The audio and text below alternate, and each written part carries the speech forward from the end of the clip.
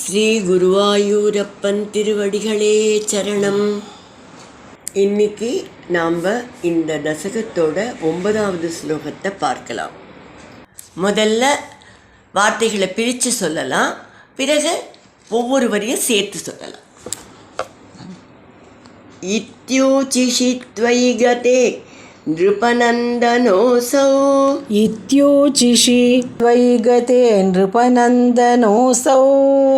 आनन्दिता किल जनो नगरीमुपेतः. आनन्दिता किल जनो नगरीमुपेतः. रेमे चिरं भवदनुग्रहपूर्णकामः. रेमे चिरं भवतनुग्रहपूर्णकामः.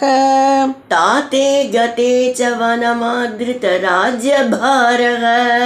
ताते गते च वनमादृतराज्यभारः. इत्योचिषित्वयि गते नृपनन्दनोऽसौ. आनन्दिता किल जनो नगरीमुपेतः. इत्योचिषि त्वयि गते नृपनन्दनोऽसौ. आनन्दिता किल जनो नगरीमुपेतः. रेमे चिरं भवदनुग्रहपूर्णकामः. ताते गते च वनमादृतराज्यभारः. रेमे चिरं भवतनुग्रहपूर्णकामः.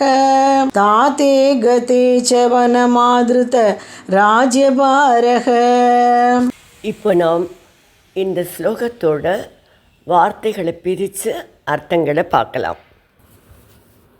இதி ஊச்சுஷி, இவ்வாறு கூறிவிட்டு, த்வயிகதே, நீங்கள் மறைந்த பிறகு, அசௌ நிருபநந்தன, அந்த ராஜகுமாரன், ஆனந்தித அகிலஜன, மக்களையெல்லாம் மகிழ்வித்து கொண்டு, நகரீம் உபேதக, தலைநகருக்கு திரும்பி, தாத்தே தந்தை, வனம் கதே, உரிய காலத்தில் அரசை துறந்து அப்பா வனம் போன பிறகு, ஆதிருத ராஜ்ய பாரகச்ச, அரசாட்சி பொறுப்பை ஏற்று, பவத் அனுகிரக, உங்களுடைய அருளால், பூர்ணகாமக, விருப்பங்கள் யாவும் நிறைவேற பெற்றவனாக, சிரம் ரேமே, நெடுங்காலம் இன்பமாக வாழ்ந்தான்.